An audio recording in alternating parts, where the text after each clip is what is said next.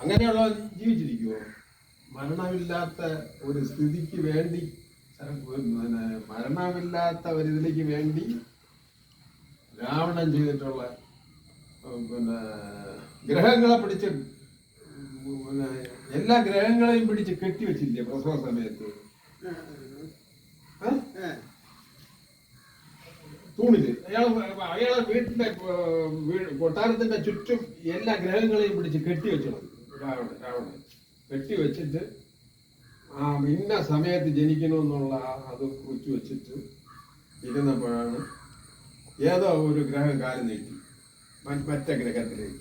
ആ സമയം പ്രസവ സമയം കൊച്ചു കരയുന്ന സമയത്തിന് ഒരു കാലം നീട്ടി ഇയാളെ ചന്ദ്രഹാസം കൊണ്ട് വെട്ടി. ആ വെട്ട് ആ ഗ്രഹത്തിന് ഓരോ മനുഷ്യനും ആ ഗ്രഹത്തിന്റെ ഇത് വരുമ്പോ ഈ ചുഴലിയും അതും ഇതെല്ലാം വരും. രാവണൻ അതിശക്തൻ തന്നെ. രാവണൻ വന്ന് രാവണൻ ലങ്കേശൻ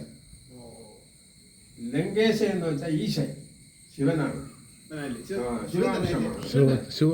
ശിവൻ ലങ്കേശൻ പിന്നെ ശിവാംശം തന്നെ ലങ്കേശൻ ഈശൻ. അയാളെ പിന്നെ മഹാവിഷ്ണുവിന്റെ അനന്തശൈലത്തിൽ കിടക്കുമ്പോ വാതിലില് കാവലായിട്ട് നിന്നവരാണ് രണ്ടുപേരും, രാവണനും കുംഭകർണനും. കാവക്കാരാണ്. ഒരു സനൽകുമാരന്മാരുടെ ശാപം കൊണ്ടാണ് ഇവരൊക്കെ ഇങ്ങനെ ജന്മം എടുക്കേണ്ടി വന്നത്. അത് അവരുടെ കൂടെ ഉള്ളത് തന്നെ. ശിവന്റെ ഒരു അംശം തന്നെ. ശിവൻ തന്നെ ലങ്കേശൻ. കണ്ടാ ഇവിടെ കുംഭകർണന്റെ കോവില് യഥാർത്ഥത്തിലുള്ള കാസർഗോഡ്, കേരളത്തിൽ ഒരു കോവിലുണ്ട് കാസർഗോഡ്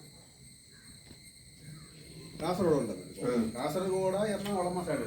ഇപ്പൊ ഞാൻ ഇന്നത്തെ പോടെ ഇപ്പൊ ലോഡർക്കാൻ വേണ്ടിയേ അവിടെ ഇതിന്റെ കോവില് വന്നിട്ട് ഇയാളാണ് ധർമ്മപുത്രന്റെ കോവില്. അങ്ങനെ പേര് നമ്മുടെ ഈ മഹാഭാരതത്തിലുള്ള ഏറ്റവും മൂത്ത ആളുടെ പേര്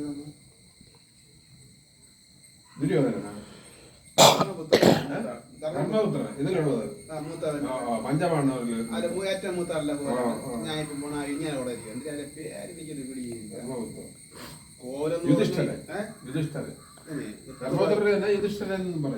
അവിടെ അവിടെ ആ മൊത്തം ആ എത്ര ഏക്കറെന്ന് പറയാം ആ കോവില്. അവര് 5 കുടുംബമാണ് ആ കോവില്. അതുകൊണ്ട് ഓരോന്നിനും ഓരോ ഇതുണ്ട്.